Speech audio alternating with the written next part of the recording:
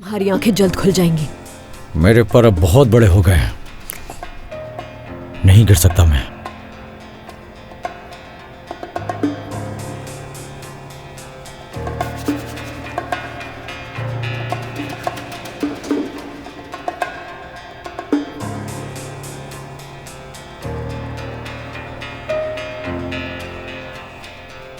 कोई खबर ही नहीं आई अभी तक तो।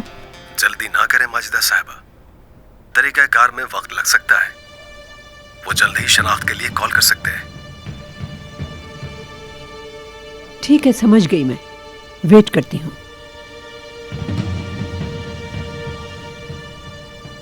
दादी मॉम अभी तक नहीं आई, क्या आपको बताया उन्होंने?